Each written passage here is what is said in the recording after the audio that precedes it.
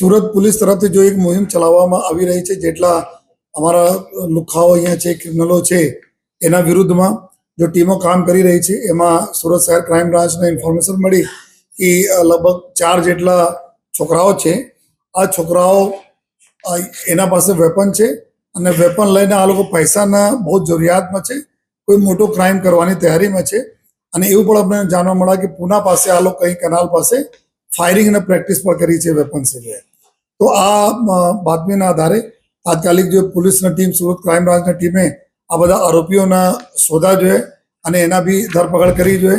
આ આરોપીઓ જે 4 આરોપીઓ પાસેથી 2 વેપન આપણને મળ્યા છે જોઈએ અને આ આરોપીઓ બધા ગુનેગાર જ છે. અહીંયા અલગ અલગ ગુનાઓ પકડેલા, જેમાં એક જીતેન્દ્ર ઉર્ફે જ્વાલા રાજ બહાદુર યાદવ 27 વર્ષ એની ઉંમર છે. આ જૌનપુર જિલ્લા જૌનપુરના છે.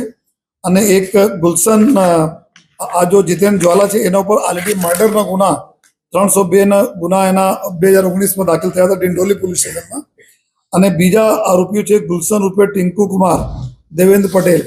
આ એના ઉપર બી જો આ બી પટના બિહારના આરોપીઓ છે, એના ઉંમર બી 29 વર્ષ એના ઉંમર છે. અને આ જો રેલવેમાં 307 ફાયરિંગ કરીને રેલવેના 2017માં એમાં ગુનામાં સામેલ હતા જોઈએ.